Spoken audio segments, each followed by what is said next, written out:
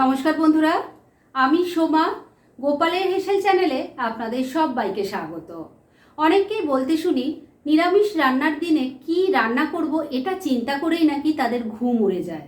তাদের উদ্দেশ্যে বলি, একটুও চিন্তা না করে গোপালের হেসেল চ্যানেলটাকে কিন্তু ভরসা করতে পারেন।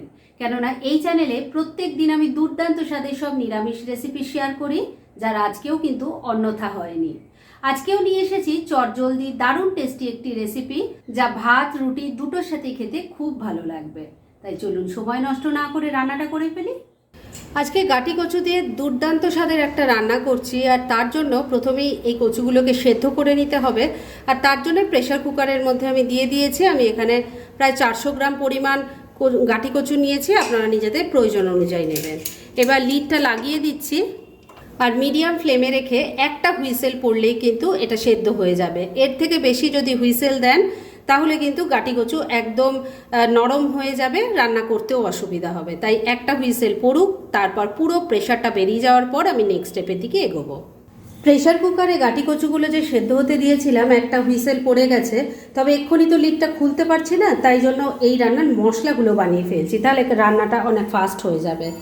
এই জন্য আমি দুটো জায়গায় দুরকম জিনিস রেখেছি। একটা প্লেটের মধ্যে রেখেছি ছোট ছোট 4 টুকরো আদা, একটা টমেটো আছে, আর 4টে কাঁচা লঙ্কা রেখেছি। ঝালটা অবশ্যই নিজেদের টেস্ট অনুযায়ী দেবেন। এই সমস্ত কিছু একসাথে মিশিয়ে আমি বেটে নেব, তবে বাটার সময় কিন্তু টমেটোটা অবশ্যই টুকরো করে কেটে নেব। এবার এই ছোট বাটিটাতে আমি 2 টেবিল স্পুন টক দই নিয়ে নিয়েছি। এর মধ্যে এবার কিছু গুঁড়ো মশলা দেব। প্রথমে দিয়ে দিচ্ছি অল্প হলুদের গুঁড়ো, দিয়ে দিলাম একটু কাশ্মীরি মির্চ পাউডার, 1 চামচ যাচ্ছে জিরের গুঁড়ো, 1 চামচ ধনের গুঁড়ো দিয়ে দিলাম।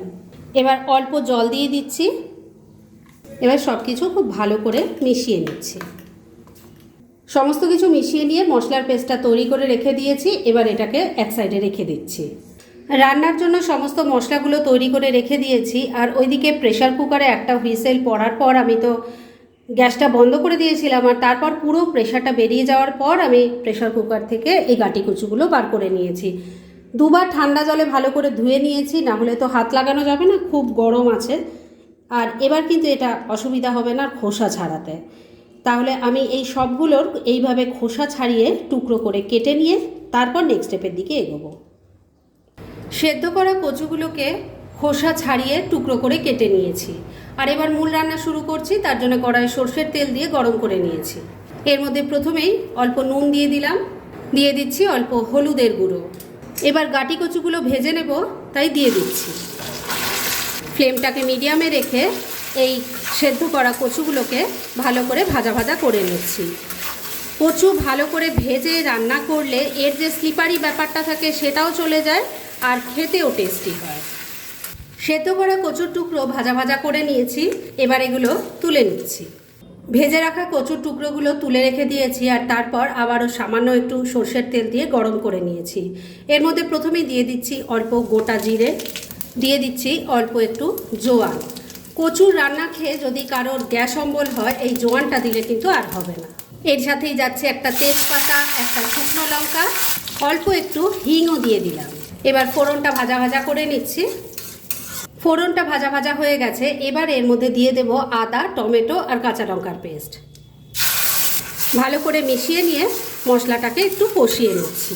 বন্ধুরা, আপনারা আমার রেসিপি দেখার সাথে সাথে আমার ফেসবুক পেজ গোপালের হেসেল, তাতেও ভিজিট করতে পারেন। ডেসক্রিপশন বক্সে লিঙ্ক দেওয়া আছে। মিনিট খানেক সময় নিয়ে মশলাটাকে খুব ভালো করে কষিয়ে নিয়েছি। এবার দইয়ের মধ্যে গুঁড়ো মশলা দিয়ে যে মিশ্রণটা বানিয়ে রেখেছিলাম সেটা দিয়ে দিলাম। দিয়ে দিচ্ছি স্বাদ মতো নুন, অল্প একটু চিনিও দিয়ে দিলাম। এবার এর মধ্যে দিয়ে দিচ্ছি একটু কাসুরি মেথি। মিশিয়ে নিয়ে আবারও একবার খুব ভালো করে কষিয়ে নেব।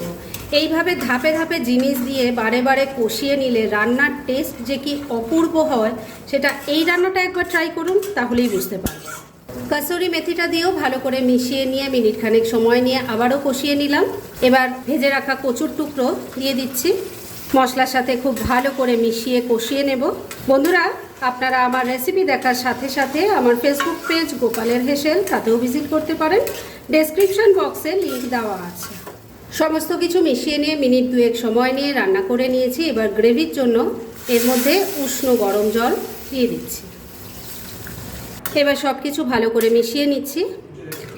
সব কিছু ভালো করে মেশানো হয়ে গেছে। এবার ফ্লেমটাকে লো আর মিডিয়ামের মাঝামাঝি রেখে ঢাকা দিয়ে 3-4 মিনিট রান্না করে নিচ্ছি। মিনিট 4 রান্নাটা হয়ে গেছে, এবার ঢাকা তুলছি।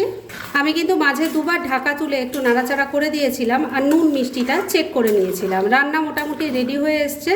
এইটুকু গ্রেভি থাকতে থাকতে নামাতে হবে, কেননা এটা ঠান্ডা হলে অনেকটাই ঘন হয়ে যাবে। তবে শেষ পর্যায়ে এর মধ্যে দিয়ে দেব অল্প একটু গরম মশলার গুঁড়ো। এখানে গরম মশলার জায়গায় আপনারা কিন্তু ধনেপাতা কুচিরও ব্যবহার করতে পারেন। ভালো করে মিশিয়ে নিচ্ছি। গরম মশলার গুঁড়োটা ভালো করে মিশিয়ে নিয়েছি। রান্না এবার একদম রেডি। গ্যাসটা বন্ধ করে দিলাম। এবার মিনিট 2-এর জন্য এটাকে স্ট্যান্ডিং টাইমে ঢাকা রাখছি আর তারপর সার্ভ করে আপনাদের দেখাচ্ছি। ফ্রেন্ডস, আমার আজকের এই দুর্দান্ত স্বাদের নিরামিষ গাটি কচুর তরকারি রেসিপি একদম রেডি হয়ে গেছে এবং আমি সার্ভ করে ফেলেছি। ভীষণ অসাধারণের স্বাদ হয়, সেটা একবার ট্রাই করলেই বুঝতে পারবেন। তাই দেরি না করে পারলে এটা আজই একবার ট্রাই করে ফেলুন আর তারপর কেমন লাগলো সেটা প্লিজ কমেন্ট করে জানাবেন।